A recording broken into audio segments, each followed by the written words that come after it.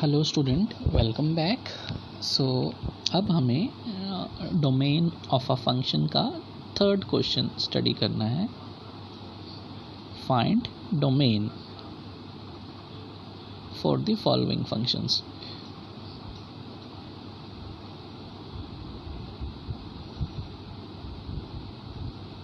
तो आइए इसे देखते हैं हम। फर्स्ट पार्ट है, अब इनमें स्क्वायर रूट्स वाले कुछ फंक्शंस आएंगे आपके सामने।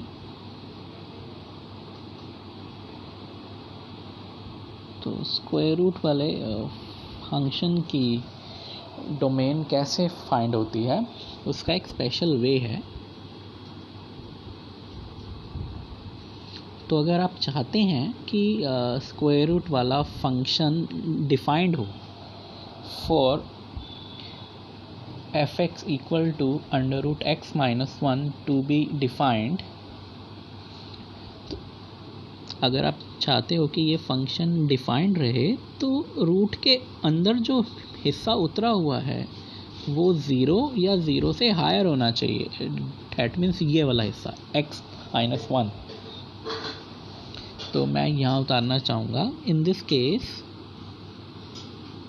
Case f(x) is defined only when f(x) is defined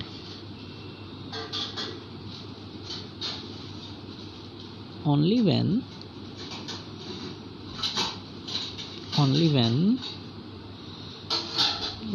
x - 1 is greater than or equal to 0। अगर रूट के अंदर जो फिगर उतरी हुई है वो ज़ीरो हो या उससे ऊपर हो तो ही ये फंक्शन डिफाइंड रहेगा। बस हम इसे फर्दर सॉल्व करके x फाइंड आउट कर लेंगे, आंसर आ जाएगा। आप इसे उतार लीजिए क्योंकि ये पेज मुझे इरेज करना है।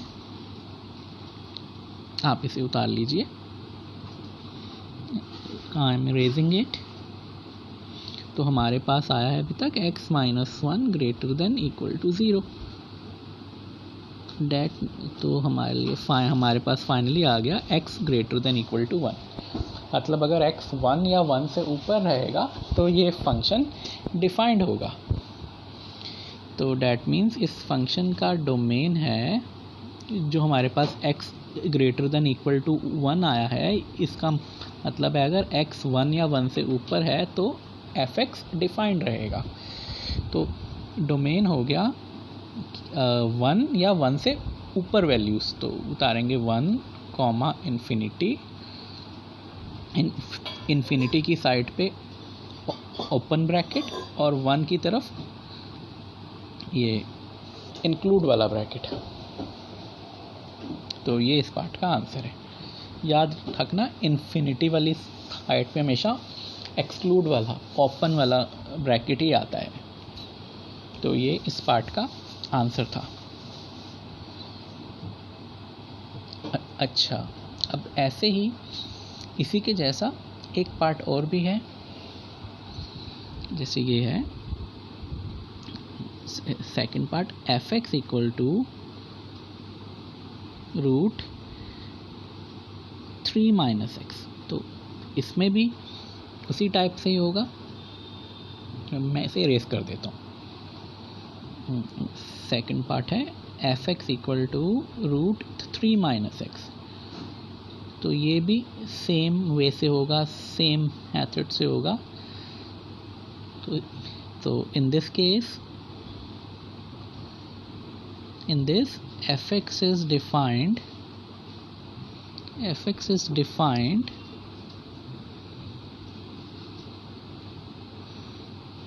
only when 3 - x is greater than equal to 0। जब अंदर का हिस्सा जो रूट के अंदर जो फिगर उतरी हुई है वो 0 या 0 से ऊपर हो। तो आप बस x को दूसरी ओर ले जाओ। तो ये हमारे पास फाइनलाइज्ड आंसर आया x less than equal to 3। मतलब x की वैल्यू अगर 3 या 3 से छोटी होगी तो f(x) डिफाइंड रहेगा। तो इस हिसाब से हमारा डोमेन हुआ 3 और 3 से छोटी वैल्यूज़। 3 और 3 से छोटी values, that means minus infinity से 3, माइनस इन्फिनिटी की तरफ एक्सक्लूड का साइन, 3 की ओर इंक्लूड का साइन। तो ये हमारा डोमेन है इस पार्ट का।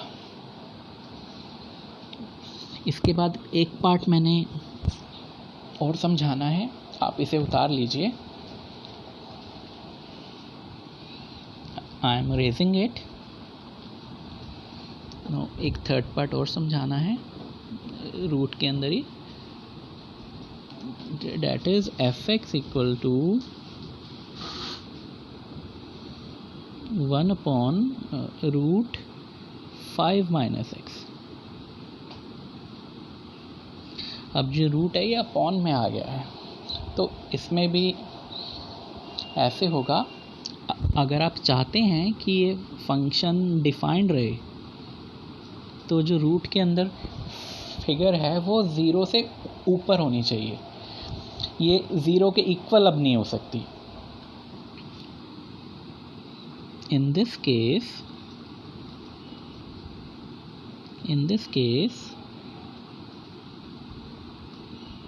fx is defined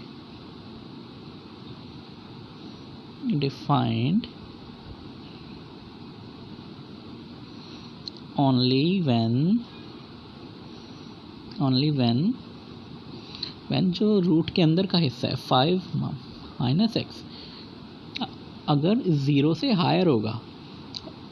अब यहाँ इक्वल हम नहीं उतार सकते, क्योंकि अगर ये 5 माइनस एक्स अगर इक्वल टू 0 होगा तो fx 1/0 आ जाएगा, डैट मीन्स नॉट डिफाइंड। तो इसलिए हम यहाँ इक्वल अब नहीं ले सकते, तो यहाँ होगा 5 माइनस एक्स ग्रेटर देन 0। इसी से ही x निकल आएगा। x को उस तरफ ले जाओ तो ये हो गया 5 ग्रेटर देन x, और वी कैन से डैट कि x is less than 5। x 5 से छोटा है, तो मतलब 5 से छोटी वैल्यूज़, ये हमारा डोमेन होगा कि अगर x 5 से छोटा होगा तो फंक्शन डिफाइंड रहेगा। तो इस हिसाब से फंक्शन का डोमेन हो गया। हाँ, मैं इसे ऊपर का इरेज करके उतार देता हूँ, मैं डोमेन ऊपर उतार रहा हूँ मैं। So I am writing it, domain equal होगी 5 से छोटी वैल्यूज़, तो मतलब माइनस इन्फिनिटी से 5, और यहाँ पे इन्फिनिटी वाली साइड भी एक्सक्लूड का रहेगा साइन, और 5 की ओर भी एक्सक्लूड का ही रहेगा साइन, क्योंकि x 5 के इक्वल नहीं है, 5 से छोटा है। तो ये हमारा डोमेन है। आई होप आपको ये समझ में आ गया होगा। सो ये इतना ही था। Thank you students.